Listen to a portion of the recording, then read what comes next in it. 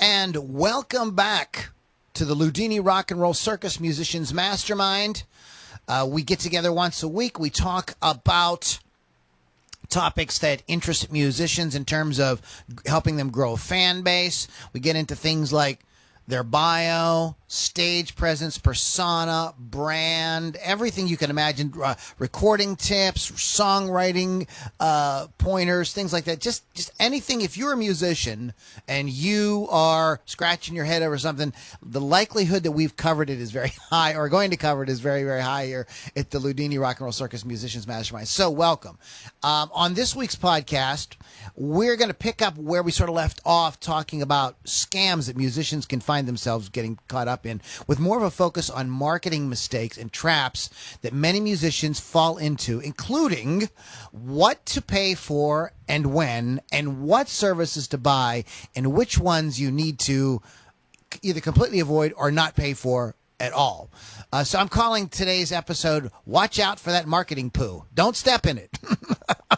Because a lot of us do. So we have Joe Freeman from Orange Tree Marketing hanging out with us today, and Kerry J.K. will be joining us in a little bit here. He had something he had to take care of before he could get on the call, and I just, being the impatient kind of person I am, did not want to wait. By the way, my name is Lou Lombardi, a.k.a. Ludini, and if you'd like more information, please go to loulombardirocks.com. If you're following along on YouTube or one of our other hosting areas, you'll probably see the show notes, and there is a link to actually check out our mastermind group. So please do that. I think you'll find it really cool. So we have Joe Freeman. Joe, what's up, buddy? What are you doing? You all right?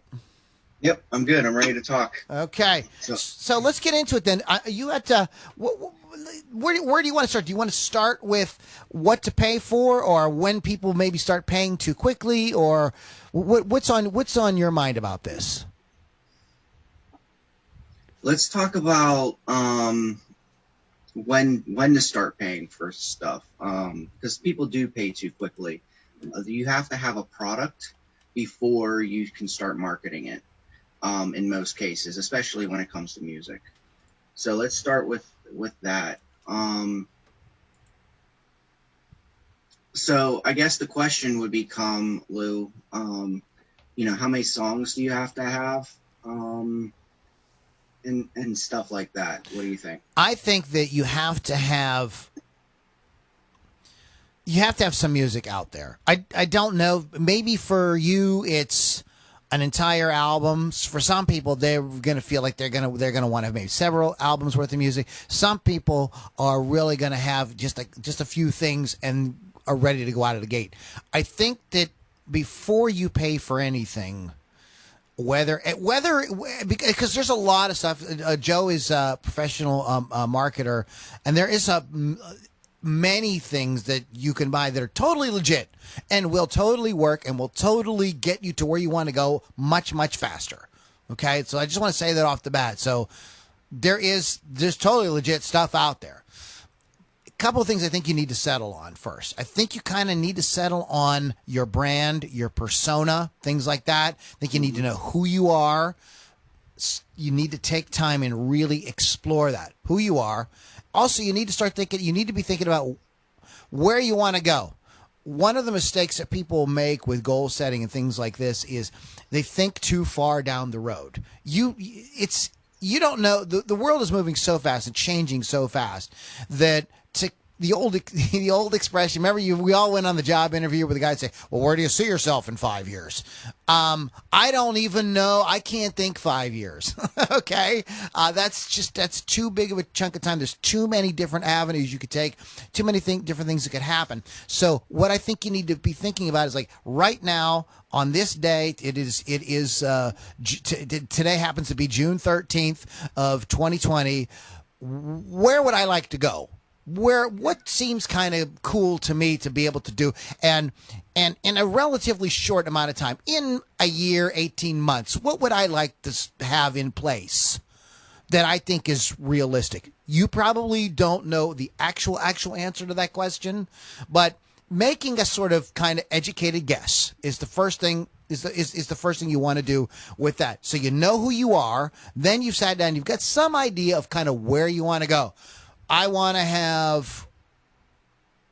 I want to get 1,000 downloads a month on Spotify, if that's important to you. That's another thing. What's important to you? Are a lot of downloads on Spotify important to you? Is having a mailing list with 1,000 people on it that are engaged and entertained by you and look forward to getting your emails each week or every day? What is important to you? So this is all part of that goal setting, and I like goals that are bite size, that you can get into. And because sometimes if you're looking at a 5-year goal, it's too easy to get discouraged. Maybe things change. Maybe your goal is to grow a Facebook group to 20,000 members, but in 2 years from now, Facebook is no longer a thing. We're all on TikTok or something. And people are like, Facebook, oh, that's like so yesterday.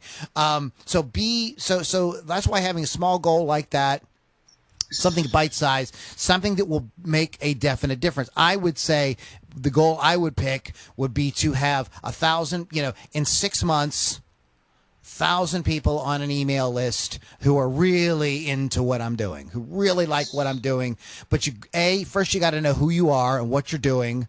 And you got to, and then you have to have something to give those people. So you could hire Joe or me or anybody, or you could you go on Fiverr or whatever and start working with some kind of marketing team and build something up. But if you don't have anything for those people to kind of absorb music, a podcast, a blog that's really interesting and engaging or whatever, then don't start paying till you know who you are and what you're going to do. So the question is, how do you find out who you are and what you're going to do? Let's say that you're a beginning musician. Okay. And you're going to start creating music and you're like, okay, well, I know because of what people tell me, or if you don't know, I'm telling you now, you need an email list. You need people who are your fans who are interested in your music. You need to know your persona. You need to have an idea about what your music's about. And you have to have a platform somewhere where people are paying attention to you, listening to your music, getting you the exposure, and you need learning what you're about. They are learning what you're about, but you're also learning what you're about. And so I would venture to say that if tomorrow, if I woke up with a musical bone in my body, which I could only pray, then what I would do is I would say, okay,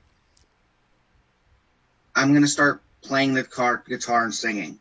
Well, if I'm going to start playing the guitar and singing, how do I get people to, one, listen to me, and two, let myself develop that persona, develop that, what my music's about. And I would venture to say that you can't do that locked up in a room by yourself with no one listening, okay? You have to do that with people listening, giving you feedback, and really developing who you are. Lou didn't become Lou Loudini overnight. There's no way. Neither did Carrie. He didn't become what he is today overnight. You're all going to take time, but you can't take that time in solitude, okay? You got to take that time with people listening. So if you're going to come to me and say, Joe, I want you to market my stuff. Okay, let me see your stuff. What do you have? Have you been on Facebook? If that's the platform you picked? You may not have picked Facebook. You may have picked YouTube or one of the others. I would suggest Facebook. But, did you go on Facebook and start playing music and playing your songs and get feedback from someone who is listening to you? How many songs do you have? You could only have one song, but if you can show me that you only have one song and you have 3,000 people listening to that song, caring about what you're writing, then I'm going to say, okay, we can do something with this. We'll just put it on a development progress from one song to the next song to the next song until you get an album with people listening and paying attention. Okay. So my suggestion, Lou, would be, first of all, pick one platform and start producing. Even if all you're doing is making the beginning stanza, and I hope I'm saying this right, of your song. First verse or whatever, yeah. Verse, whatever. Yeah. Then do that. Well, and then people even listen. You don't even have to do that. There are a lot of people who will take if you can take a song that's already out there and do it in a cool way. Start doing. I mean, there's a million different ways to create something that people could start latching onto. In the guitar community, there are guys that do videos where they play the backing tracks. They didn't write any of it, but people tune in because they like their soloing.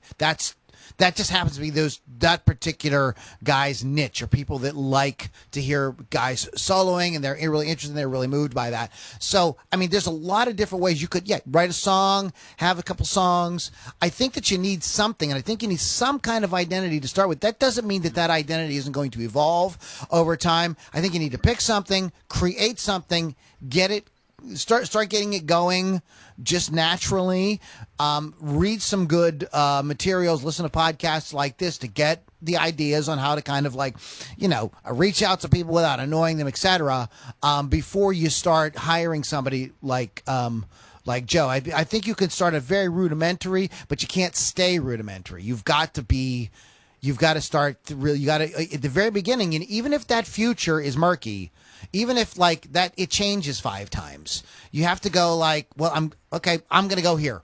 This is what I'm going to be the guy that does X. That's what I do. And then I might start doing X for a while and start realizing, I want to add Y and Z as well.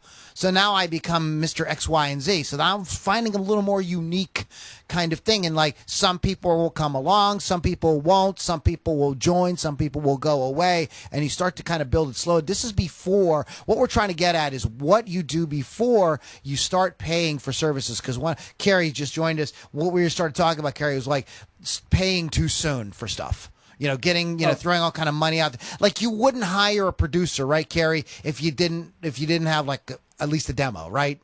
Or some kind of something.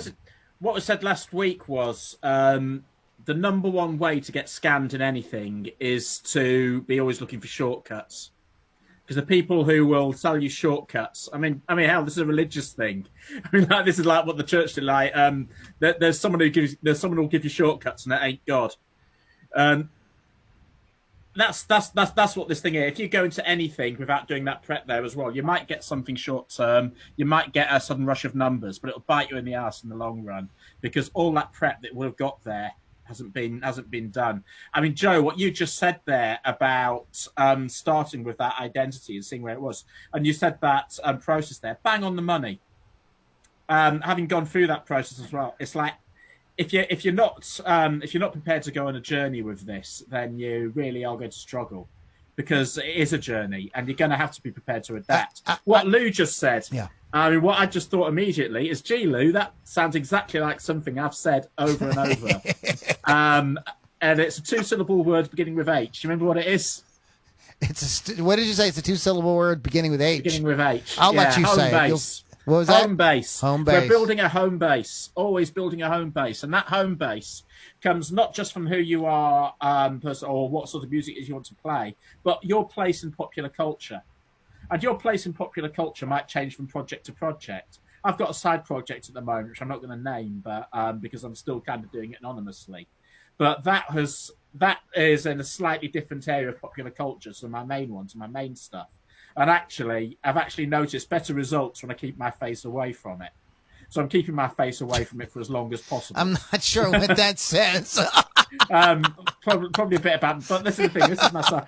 It's one of these projects where, when we talked about as well about how real to get, and sometimes ultra real isn't the right way. Sometimes it is. About we can get into that I agree with you, and that's another way of doing it. So I just wanted to start out before we start talking about anything that you might pay for.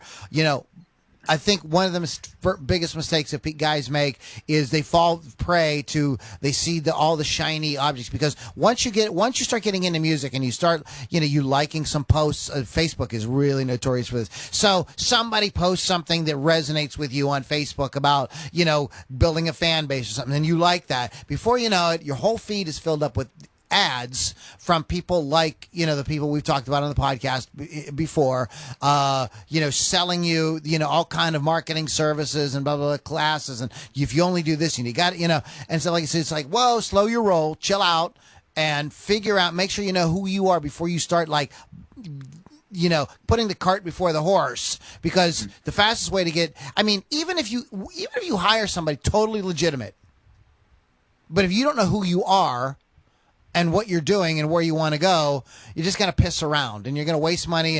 And really somebody totally legitimate like Joe would probably tell you you're not ready.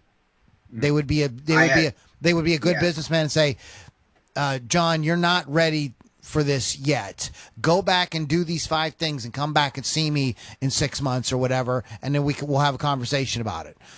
So that, so somebody you're going to hire should be honest with you to tell you that, because I fell victim to it too. There's all kind of things you see, you get the shiny object in front of you, and like you could see you're going to get all these fans and you're going to be a big rock star and everything, right? Carrie's laughing. But you have to kind of chill out on that a little bit. Stop, take a step back and make sure that you got something. Do you have a band? Do you have music? Do you have some, maybe it is one song, maybe it's half a song, whatever. Start where you are and start building on that, kind of get it going a little bit. There is no definite where it's right for me to kind of hire somebody may not be right for you. What's the pace at which you work? Maybe you wrote one song, but you write a song every day. Okay, so that means by the end of the week you're going to have 7 songs. Me, I'm probably banging out a couple a month, maybe. So I don't work as fast. So my situation is different. So you have to kind of take all that into consideration before you just jump in and start paying for marketing and stuff. I say, and I think Carrie would agree with me on this, is like, start with the music, right, Carrie? Like start playing music, start writing, whatever it is you're going to do, start improvising. If you're a jazz musician, start, sit down with the standards and record some YouTube videos of you jamming, soloing over Autumn Leaves and My Funny Valentine, and like get yourself out there so people can kind of get an idea of what you're doing. Now you've created a little content, you've got something to kind of build on. Maybe that's going to be your thing, maybe it isn't, but you've got to start building something musical with what you're doing. So let's say let's move on. So say you have something, you've got, 4 or 5 songs together, you've got them recorded really well. You had Carrie help you produce them or somebody like that. Carrie, by the way, does a very good job at that if you're looking for some production. I don't know if you're going for that, but I just a plug whether you like it or not, Carrie. Appreciate it. Okay. So you got that going.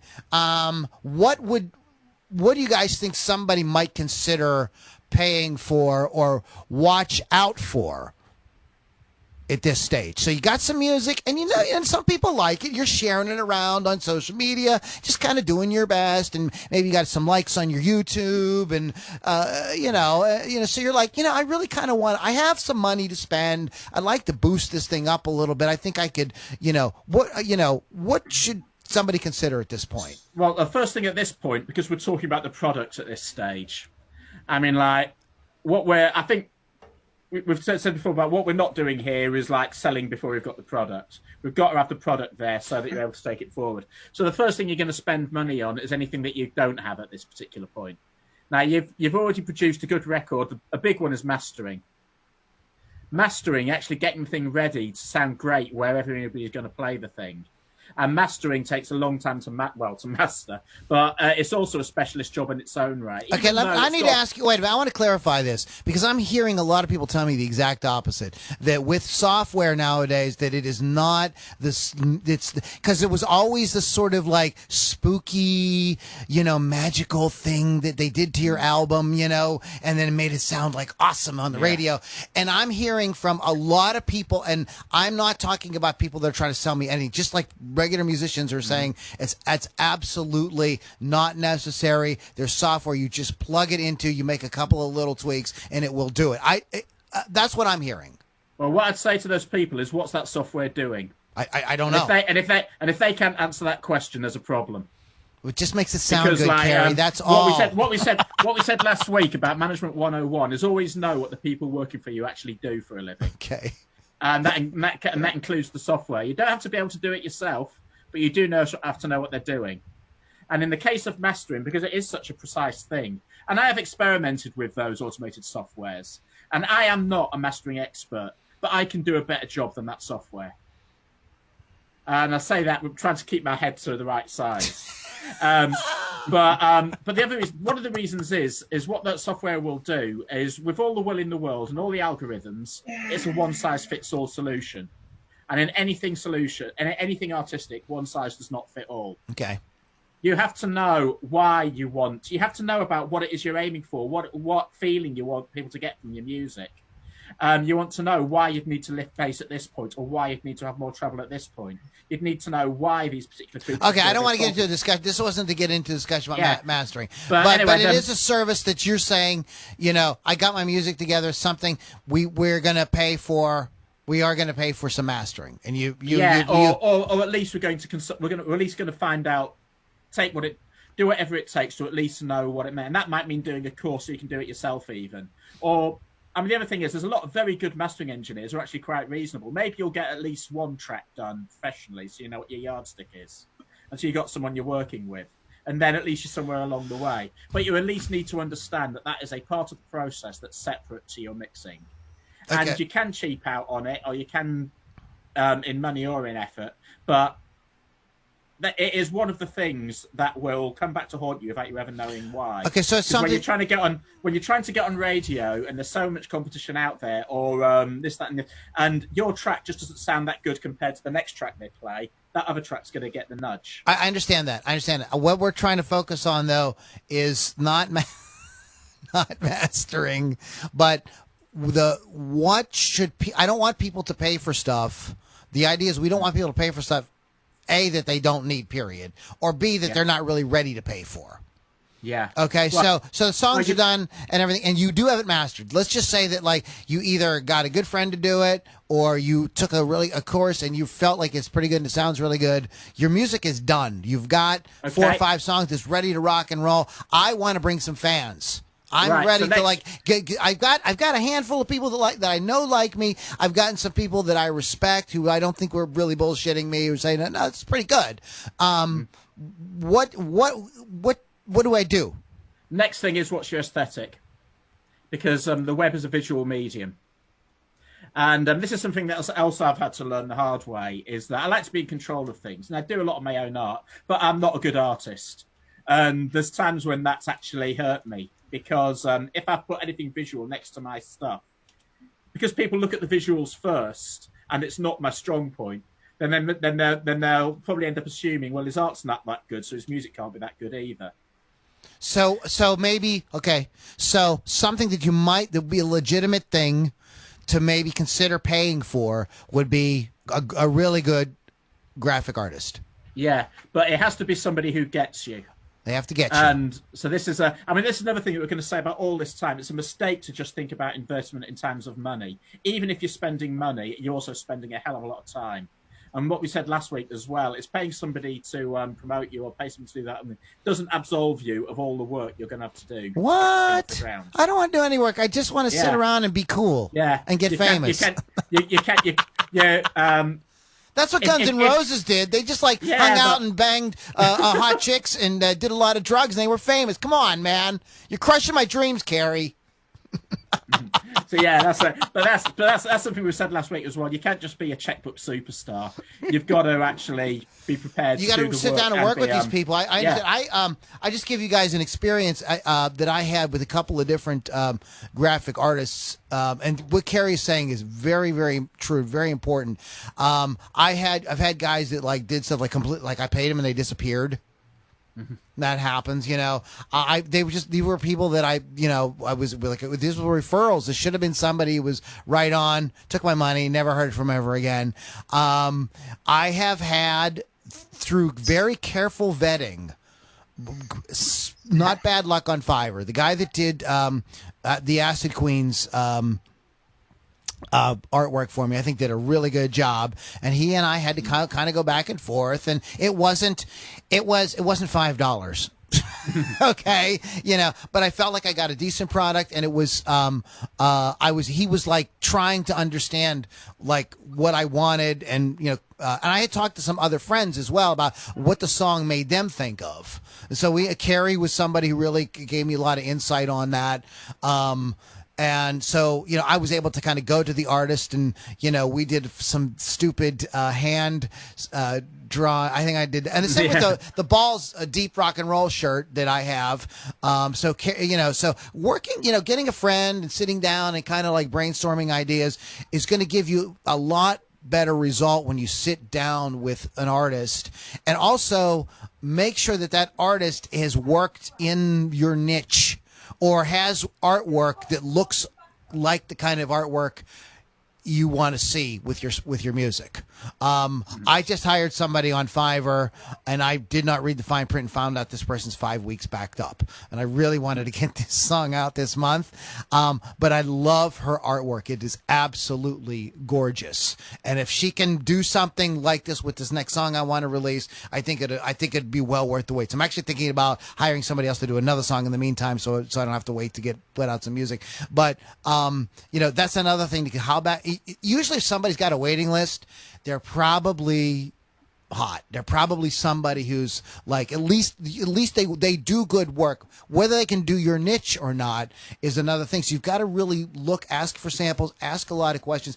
Like I sent her the music, I sent her the lyrics, I gave her some ideas about kind of what I was looking for. She's got back to me. She's like, well, can you take a piece of paper, just like you and I did? Can you take a piece of paper and just kind of give me like a rough idea of kind of like what you think, it might look like?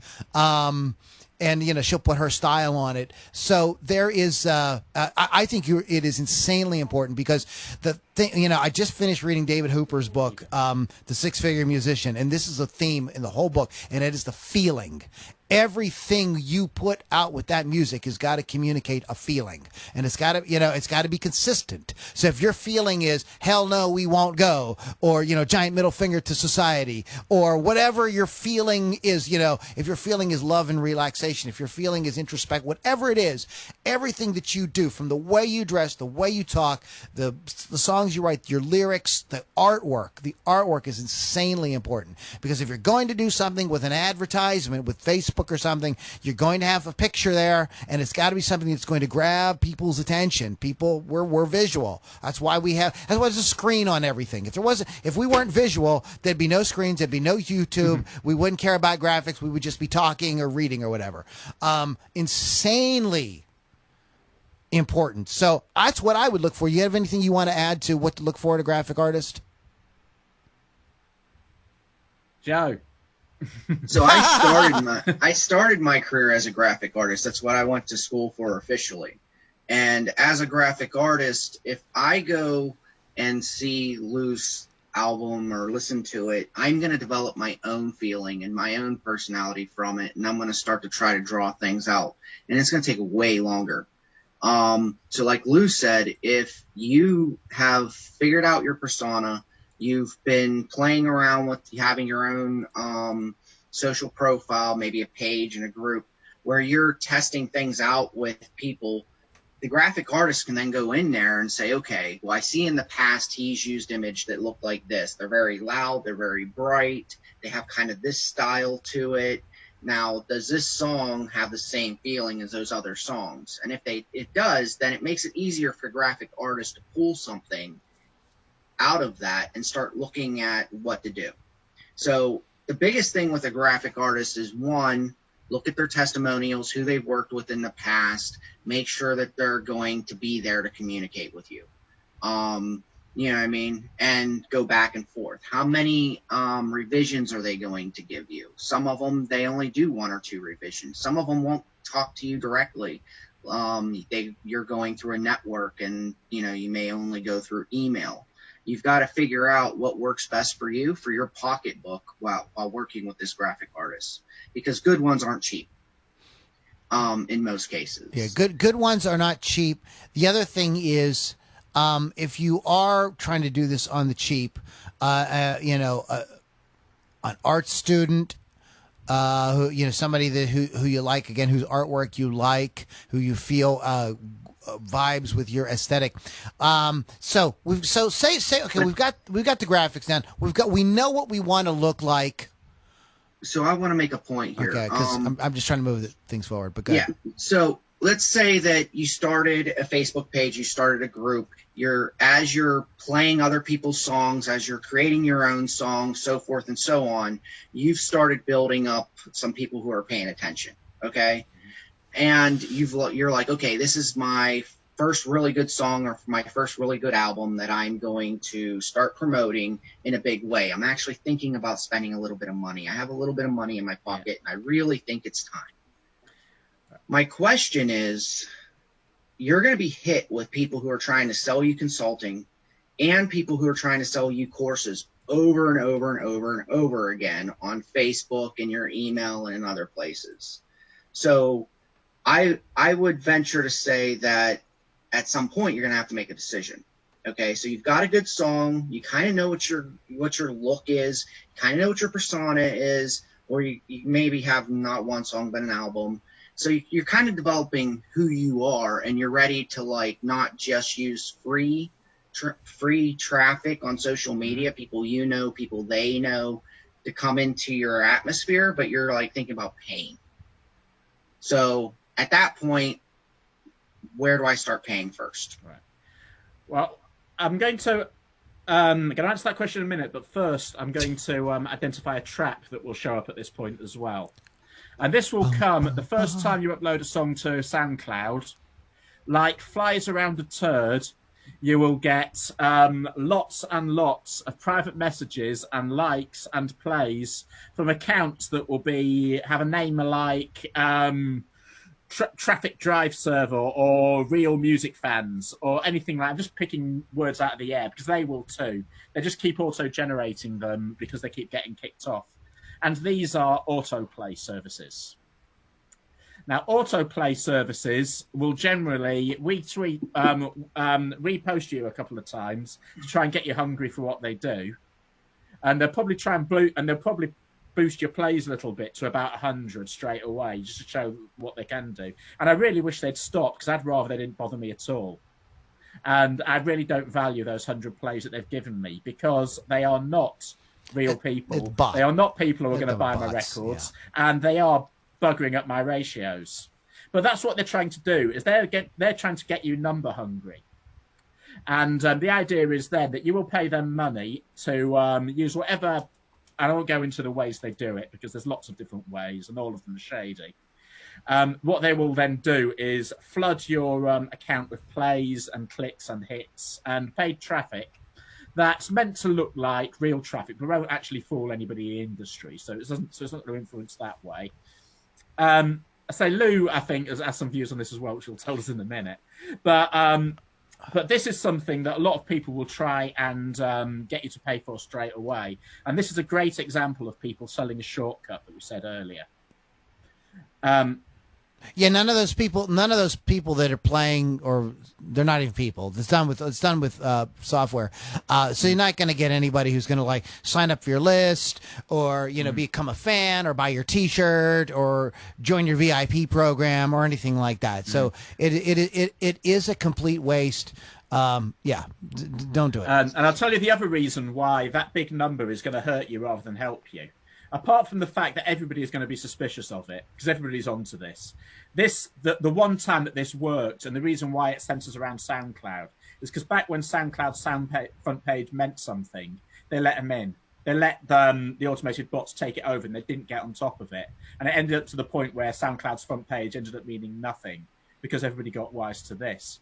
So apart from the fact that everybody knows this game by now, what also happens then, say you get your track boosted to 10,000 plays. At that point then, when somebody like myself, or certainly independent music fans, look at you then, they will be looking at you in a different group than in the new independent music find that you want to be in. Because that is actually a really powerful place to be. Because at that point, the real enthusiasts who are going to be your super fans, what they are always looking for is the next great band that no one else knows yet, because that means that band will be them. Good point.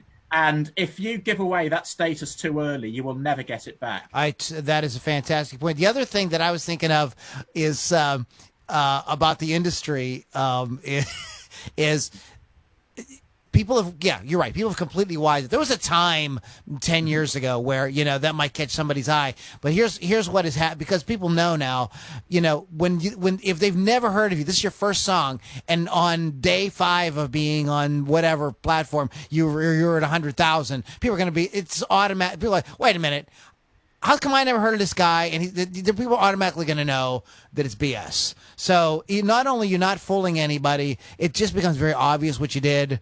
Don't do it. Just resist that. Down the road. Yeah. And what you brought out, Carrie, about this idea, and this is where I think the industry is going, and I think this is where it's the strongest, is at that level where this is my band. And if you know about this band too? Get the hell out. No, really. Oh my God, I love them. And this is when you can put out a kind of a cryptic T-shirt that only fans will know and you create this. So that can be insanely, that's what made REM and Metallica and bands like that, like really powerful, even though they had zero radio support. At the time, radio support was like huge, and these guys had and they could pack everywhere because it was like this club that you got to be a part of, and you would meet other people at the shows, and they were really cool, and it was like a whole thing. The equivalent to that today is what Carrie just described, is this sort of like ultra indie thing, this secret thing, because there's so much on the internet that's just like spewed at you. You know what I mean? Like with tons and tons of advertising, blah, blah, blah. So finding those little guys that, are, really niche, that you really, really love, and you get a chance to kind of like interact with, that is people freaking love. It's very, very powerful. I'm glad you brought that up. We are not in the same business as Justin Bieber and Taylor We're Swift. not. And it's a mistake to think that we are. And that's one of the biggest mistakes musicians make, is they try to market their music, indie musicians trying to market their music as if they are, Miley Cyrus or whatever. They've good, awesome point. Joe, I think you're trying to say something. Yeah, so that's why I was saying, like, Metallica, that they were known for being an underground band. Yeah. And you had status if you were wearing their shirt, knew who they were, and only certain, you hung out in that group. But that's why I also promote the idea of starting your own Facebook page, starting your own Facebook group, sharing your music, building up who you are to get people to identify with you, and then learning some basic marketing. Like figuring out, where do I list my music to get a little bit of attention, and start building up my list of people who are interested in what I'm doing. And then, like, if I'm now already doing a little bit of Facebook free stuff, and I'm listing on different music platforms, like Spotify and all those, and I'm figuring out which ones are working for me, then I get into the question of, okay, let's put out my first album and get someone to pay, but I don't know how to do that. Or, hey, I want to share it I want to start doing Instagram and Pinterest and all these other places, and I'm not sure how to do that. At what point do I buy a course versus pay someone else? And Lou has his opinion on it, so let's get Lou's. I have my hand up. Ooh, Mr. Cartier. I think that you said, I think you should invest in your education. Come on. You're in this business. Learn the freaking business. Every course I've ever taken, some of them have had some BS in them, of course, but every single course I've taken, I have learned something. I got a lot out of and then you don't have to spend. There are $47 courses out there. Come on, you don't got $47 to put towards your business education. Learn a little something. So if you're thinking about doing something paid on Facebook, don't just do something paid. Go take a course. There are a million of them out there that will give you the basics, show you how to get into it. And what's nice about courses is very often they come with some support. So you can talk to either other members of the course, or you can talk to the person that makes the course, and help kind of guide you through. Some will be more involved, and more hands-on. Those will be more expensive. ones that maybe, for less money that maybe just offer a private Facebook group where, people can ask questions and go back and forth and discuss their results and what works and what doesn't. That's going to be a little bit less money. Maybe you can work that way. Maybe that's totally fine for you, but you absolutely, you need to invest. This is one of the things you should be paying for, in my opinion, right? Is learn your speed. Look at my studio here. There's all these guitars and all these amps. There's probably $100,000. I shouldn't say that, could tell people where I live, but I mean, I spent all this money. I'm willing to spend all this money on these toys, right? Why wouldn't I want to learn how to get the music out there, get some education on it? And there's a lot of free stuff like this podcast, and there's a lot of great YouTube channels and stuff now where you can learn a lot. But I think that, invest in a little bit, and it doesn't have to be expensive. Yes, we do know a person right now, a couple of people I could think of right now, they're offering like $3,700 courses. Okay. I don't think you need to do that. I don't think you need to do that, but there's a lot of courses you can buy for $37 that you learn nothing. Absolutely. I think before you buy a service, before you hire somebody like Joe to do something for you, get a little education so you and Joe can sit down and have an intelligent conversation, and maybe he'll point out some stuff about what that maybe you need a little more depth on, and he can take you there. And know what you don't know. Yeah. So that is one of the big things. Do it. Jump in. Start learning. It doesn't just tell you, give you skills. It also shows you the things you don't know yet. And it will lead you to more questions. That are going to be above you. Yeah. With selecting a course, I'd like to say that, a lot of us will get caught up in consuming like 20 different people's information because we're getting the Facebook ads given to us. We'll start buying one course after another because this course says it has that, but that course never said it had that. And it's a big circle, especially if you're in any kind of marketing. A lot of people, I know tons of people who have spent hundreds of thousands of dollars on courses, and they just keep buying. They keep buying and buying.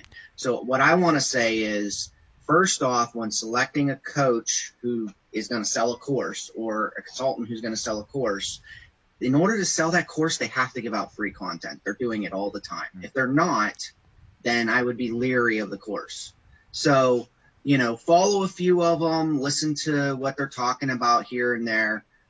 Just get to know who they are a little bit and get to know what's going on. And then when you buy a course, make sure you take that course and use it to its fullest ability. Don't go buying another course when you didn't use the first course. Like, go through the course, learn those tidbits. I'm not saying you're going to get one course and that course is going to be everything for you for the rest of your life. Life with your music is a learning process. Your music gets better over time. Marketing also gets better over time, but at some point you're going to be like, okay, I know the foundation. I found someone who's honorable, who I can work with, who's a consultant. Let's now start working with them because I have that foundation. I know when they're bullshitting me in the call. You know what I mean? I can see what they're supposed to be doing, and if they've been doing that, or if they've done that with other musicians, therefore, now I'm going to hire a consultant. But yeah, I do agree. Start with a course, but make sure you follow them and get the free stuff for a while first. You can get so much from freebies. Yeah, you can get. You can get a lot. You can for sure. Good. There's sites like FutureLearn. I don't know if that's just a British thing or if you have it or something similar. But what FutureLearn does here in the UK is all the universities around there. I think there's some international ones too, so it might be international. They basically put short courses up, which are free. Well, the original business model was these courses were free at the point of doing them. And then at the end of it, if you wanted the certificate to show that you'd done it, to put in your resume or whatever, then that's what you'd pay for. And then at the point now where there's something you might do that you start off free, but you only get it to do it for a limited time. And if you want to do it longer, then you'll pay for having the time that's extended. And that's a really great model. And I've done some great stuff on FutureLearn that I would never have done anywhere else. Curiosity Stream is another one. But yeah, go ahead. So anyone who's a coach or a consultant at this point in time, they're either giving out little ebooks, they're giving out little check sheets, they're doing little workshops, the little things that are free. and then to get you into the course. And a lot of times, if you do that 5-day or 10-day workshop or challenge, you'll get enough to start using that with what you've already been doing. So I'm saying have a Facebook page, a Facebook group, start like testing your music as you're building your product. So when you do their 5-day challenge and you add that to what you've already been doing, you should see a little bit of results. And then you'd be like, well, I don't know everything, and I could probably ramp up these results, or I'm missing a key component, because they're going to leave out a key component, I'm telling you that now, that will really boost this process of what I'm doing. So then you say, okay, this has worked for me. I'm going to get into their bigger course. But once you do, go through the entire course, use it to its fullest capability, and then decide, okay, I either want another course, or this is taking away too much from my music. I have a daytime job that's already making me X amount of money, so I have the resources in the bank. Now I'm going to go find the guy who knows this, and I'm going to get him to do it on a test run. And then you really look at your contract, talk to him about expectations, how long it's going to take, where his knowledge really is, see if he's being transparent or not. Because sometimes they're going to sell you the moon, the stars, and the clouds. I literally looked at Lou and said, and I'm going to be transparent with you guys, I looked at Lou and said, I don't know the music industry fully. I know marketing. And therefore, this is going to take a little bit of time. But that transparency and that truth is what you need from your consultant. I think that here's what I think about paying for services in general. And I think that you kind of really hit it there, Joe. I don't think you should pay for any services unless the first thing you do is learn your own as much as you can. The next process would be to maybe there's some courses you pay for because you want to get a little deeper information. I think working with some kind of consultant, some kind of mastermind, something like that, is the next step beyond that. And then anything that you buy, in my opinion, beyond that should only be under the consideration or under the guidance of whatever coach you're working with. So if you're working with a coach and you guys are doing stuff, you're moving to a coach or consultant, or maybe they're doing like Joe has an awesome model that I don't know anybody else doing right now where he does the consulting and has done for you services as well. Whatever done for you services you're going to purchase should be under the consultation of your coach, mentor, whatever. So he can say, because Joe said to me this, he's like, Lou, I really think we got to get ClickFunnels. I don't know. But I know that Joe has a great track record. He's been straight up with me, and he's a very results-driven kind of guy. So if he says I need ClickFunnels, I'm going to probably seriously consider it. And I said, yeah, we got to get ClickFunnels. So that is how you buy stuff. Watch guys just buying stuff from people you don't interact with, or you're never going to interact with again. I think that is a surefire. I mean, that's a real crapshoot. You could could get good stuff, and you can just as easy to get bad stuff. I mean, one of the things I'd say there is don't buy secrets, because secrets worth knowing aren't secrets. It's funny that you said that right after Lou said what he said. Yeah, when people sell secrets, what they're selling you is one particular technique that does work in the industry. And if it works in the industry, then everybody's doing it and everyone knows it. What you are looking for somebody who will just tell you, yeah, this is a good way of doing it, and this is how you learn it.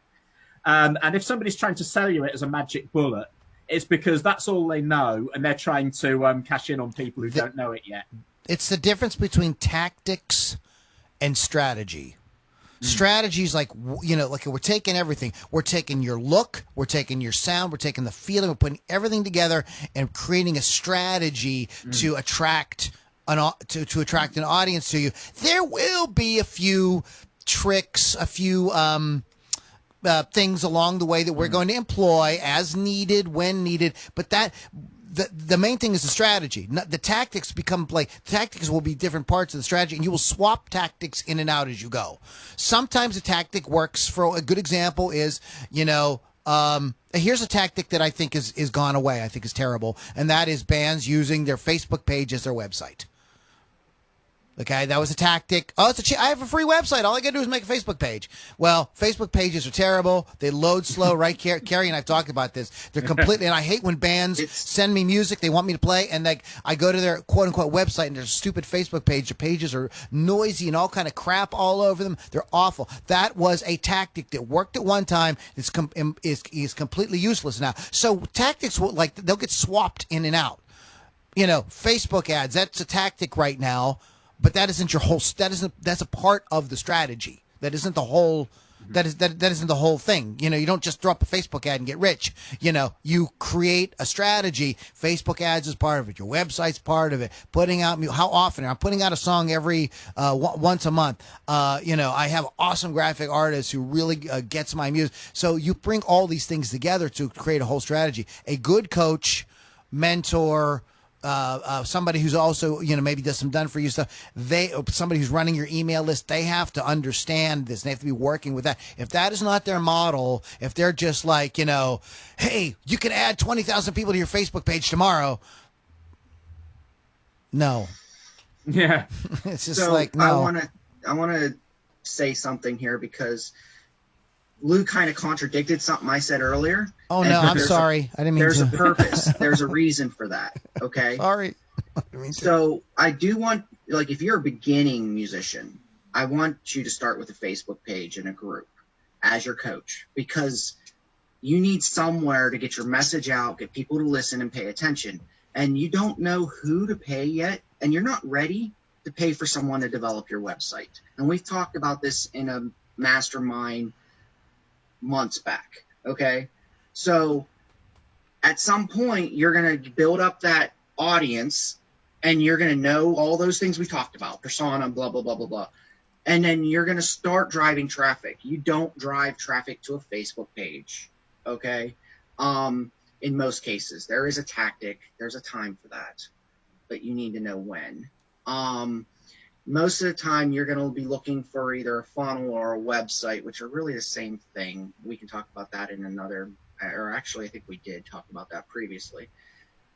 And then you're going to get them on a list. So there's a time for your Facebook page and having your test environment and having a page. Now, back to what Carrie said about secrets. You really got to vet people who say that it's one click, there's a secret, the one thing you got to do to get this. You got to look at them. It is a marketing statement, but that statement gets people's attention, and that's why we do it. So we sell them the big thing that, you know, they think they need, or the trick they think they need. And then on the back end, if we're good coaches and consultants or course creators, we know they need something else. So we add that to our course. So if you look at the course overall, you're going to find that, hey, these other things are in there if they're a good coach, consultant, or course creator. However, you need to vet them, because just like there's a million musicians out there these days, because it's easier to get online and be a creator rather than a consumer, then there's also millions of coaches, consultants, and course creators. So it's up to you to vet those people and not just buy on your emotion at the time that you're watching the webinar, especially. Or the time you see a video, okay? Yeah, because you can get all excited on a webinar. Yeah, there'll be the countdown there. Like, if you... I'm always like, oh, I need this other thing. And my wife's like, do you really?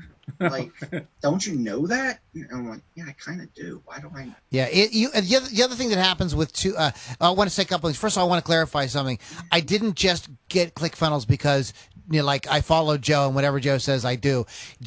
Joe, like, showed me what it does and why it would work for where I wanted, for my goals. You know, he's like, we talked, spent a lot of time talking about goals, and he showed me, like, I think this is the way. It wasn't like, you know, he gave me some kind of hard sell and like, whatever Joe says, I do. It was, it was logical. It made sense. Yeah. And the other thing that can happen with too many coaches, too many courses and stuff like that is you get analysis paralysis. Should I do this? Should I do that? Should I? It's like when you sit down, like I ran into this with fitness. I got really awesome results with Tim Ferriss's 4-Hour Body. Awesome results. But that started to level off, so I started reading other books and stuff, and I started messing around with keto. Then I messed around with intermittent fasting. You know what I did? I became a big fat ass. All I did was gain weight, screw up my metabolism, made myself sick. So you know what I've done? I've thrown all that out, and I went back to what worked. Then that's Tim Ferriss's book. It works for me. I'm not here to preach Tim Ferriss. I'm just saying it just worked for me. So something's working for you. Stick with that. Like, don't be lured away by some sort of promise. You know, sometimes we do. This like fitness. You do have plateaus and peaks and valleys, and times when things are really rocking, and times when things aren't. And deal with the people you're dealing with, and they will guide you through it. That doesn't mean you have to stick with the same coach for the rest of your life, but just getting too many people telling you this and telling you that, it can really mess up your mind. You don't remember who told you what, and maybe the two contradictory things in your mind may have legitimate reasons, because that Coach A was putting it part of this package, which it would work, and Coach B was putting his thing in a different kind of setting where that would work, but you've mixed them up now, and there you might be canceling out stuff that you're trying to do. So I run into that too. So just find somebody who you know, like, and trust, who can kind of like handhold you through it, and if they're worth anything, they will be able to. You can bring things like this. Hey, Joe, I saw this program. What do you think of it? And Joe might say, hey, Lou, that looks really interesting. Let me investigate that. He's done it many times, and there's times he's go, oh, Lou, you don't want to do that, and here's the 5 reasons. I had a client that did that, and it was a total disaster. So that's why having good folks around you who can kind of like. But again, too many hands can spoil the soup, so be careful. Yeah, I mean, bear in mind, though, that contradiction you just mentioned, that is actually part of the process. Yeah. And one of the things that I'll refer to back now is the Oblique Strategies deck. Have we ever mentioned that? What did you say? The Oblique Strategies deck was made by Brian Eno and Peter Schmeit, I think was the other guy, the psychologist that he worked with. And we know who Brian Eno was, one of the great producers of all time. The Unforgettable Fire. Produce that. Yeah. But what the Oblique Strategies deck is, and it's been developed over time, is it's a deck of cards, and on each one there is an instruction, an aphorism, whatever it is, but a short phrase. And some of them are directly musical, and some of them are completely random. That's why it's the Oblique Strategies deck and not just the Strategies deck. Because the point of that card isn't just to tell you what to do. The point of the card is to make you think about how you're doing it. And so when you look at that card, you'll then read that, and it won't just tell you directly what it is. You've got to think about whether it's relevant to the thing you're doing at the moment, how you can make it relevant thing you're doing at the moment, or if it's just not relevant, you should just get rid of it. But even if you just get rid of it, you've thought about it. And that action of thinking about it is what's going to have taken you out of whatever it was you're doing before that might not have worked so well, and it's made you think critically about what you're going to do going forward. So sometimes, actually, that analysis paralysis is basically when you're reading books instead of doing what you're meant to be doing. Right. But sometimes that little bit of confusion is actually your friend if it makes you act on it on something in a different way. But every road, whatever it is, should be leading to acting on something. Very good point. Joe nailed it when he said that all these courses, you can buy 100 courses, and every one of them is useless if you don't act on them. Right. Make sure you go through the process that they're teaching you and take action, and you'll find that you're going to be like, well, I did that, and that's really not me. I struggled, and, I just couldn't. It wasn't me. But there's going to be parts you pick up that, like, you're totally going to be able to gravitate towards, and you're like, that was me. And even if these other things aren't, I can get someone else to do those now that I understand it. Or I can say that, it's not really necessary for me. These other things that really are me will bring the people that I need to me because I'm working from my reality, where I'm coming from, and those people identify with the same reality. I think you said something really good there, what works for me. Because there's just certain things you're just not we're all different. There's certain things that, for whatever reason, I'm just not going to do. I'm just not. They're like, I just can't do that. So if it really, really, really, really needs to be done, then Joe and I will sit down and say, we got to get somebody to do this thing. or I'll do it for you, Lou, or whatever. Right. Or maybe you don't really need to do that thing. That can be done in a different way that suits my way I like to work better, or my schedule, or whatever better. So you have to keep. I think that's a really good point. I like where this went.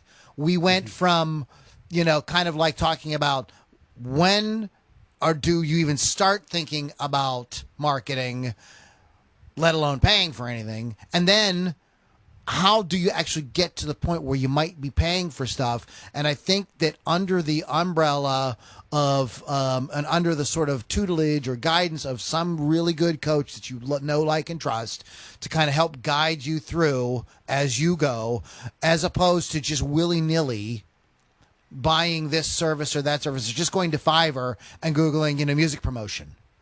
Do that sometimes. You guys should do it. It's freaking hilarious. I mean, the promises that are made are out of this world.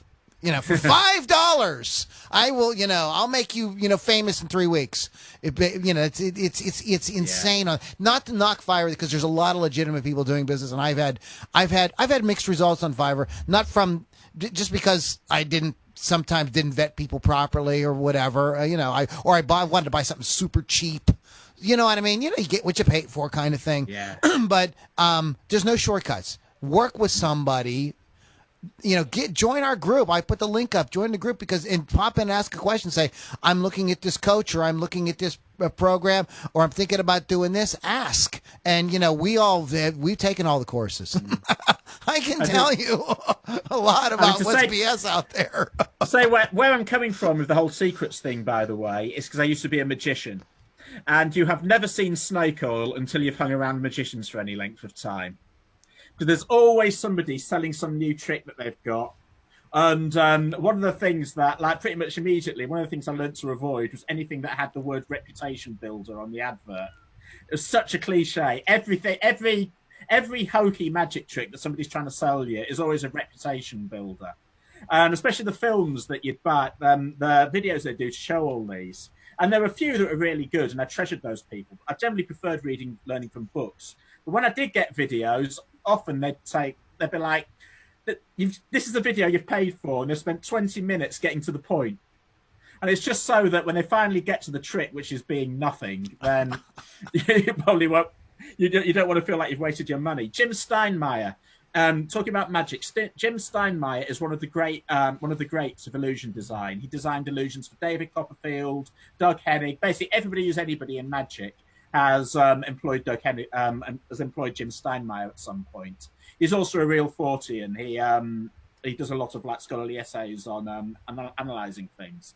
But one of the things he said in one of his books was "Magicians guard an empty safe." And one of the reasons why magicians keep secrets secret, if indeed they do, and I'm not talking about people like Penn and Teller who make a thing of the thing. The reason why they keep the secrets secret isn't because the secrets are any good. It's because the secrets are nothing. The secret is the guy behind the curtain. What makes it is what you do with it and the show you put around it. So if your show can be derailed by somebody shouting that there's a trapdoor in the table, then it's because your show isn't good enough. Or, if your show's good enough, it doesn't matter if people see the trapdoor in the table, because that's not the point. Pay no attention to the man behind the curtain. Yeah. That's the secret. That's the great and powerful Oz. Yeah, that's a. I can't. I'm going to end on that because that is, yeah. Because exactly, I don't know what else. That's fantastic. So get somebody in your get guys. Just start by joining our mastermind group. The link is in the description. It's just to get totally free, or I'm not charging anything for it right now. Jump in and you ask questions. Throw something. I'm thinking about doing this. What do you guys think? I'm thinking about hiring or buying this course or whatever. Like I said, I've taken tons of them. So don't get yourself snookered. Somebody telling you that they've got some kind of snake oil that's going to make you famous, or give you a million plays on YouTube or whatever. It doesn't really amount to anything. The only thing you might say about that? And there was a time when this was kind of a thing, and it is definitely not a thing anymore, because there was an argument made that, well, if you run a Facebook ad, the first thing people do is they look at your Facebook page, and if you don't have a lot of followers on your Facebook page, then it can hurt your results with your Facebook ad. That was because it's this idea that like nothing attracts a crowd like a crowd. You know, Carrie, maybe you've had this experience where you go into a bar and it's packed, and so people just assume that the band is awesome. They might be crap, but the place is packed. I've always used the busking example of circle shows. Well, let me just kind of get to my point real quick. Was that they would so you go in and people make the assumption because there's a lot of people there that they must be good, and this was the sort of thing that followed into social media with people trying to add 1 million people to Twitter and blah blah blah blah blah. But that is no longer really a thing. I don't think people even do that, especially with the mobile world. If you ever run a Facebook ad and you put a link for people to click, they click that. They're either going to click that link. They're not going to do. They don't have time to do a bunch of research on you. They're going to see what you have to say. If it looks interesting, the photo's cool, the message is cool, they're going to click the link. So even stuff like that, I don't. There's no magic, quick. Do the thing. It's about feeling. It's really about what that ad makes you feel, and if you identify with it, if you have that problem at this time, if you're feeling that hurt or you're feeling that desire, and then sending them to a page that looks like it has authority, and following the conversation and truly convincing them that this is what they need at this time. So don't get caught up in trying to buy anything like that. That's just not gonna. That's not ultimately. That doesn't lead to anything. Let's go ahead. We need to wrap up. What do you guys go ahead, Joe, give us your final thoughts. Yes, I've pretty much said everything I need to say. On the secrets thing, if they're promoting that it's a secret or a quick fix, make sure you do your research. Get their free stuff. Look at what the course all entails. Look at their testimonials. Look at their community. See what's going on. There are really bad people who are saying they have secrets, and you just don't want to go there and spend your money. And there's some people who know that marketing-wise, it's the thing that's going to get your attention.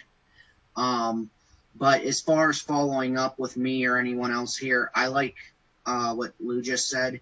This mastermind is where we really put it all out there for you, and we'd love interaction. So please join the mastermind, come in here, ask questions, and we're here for you.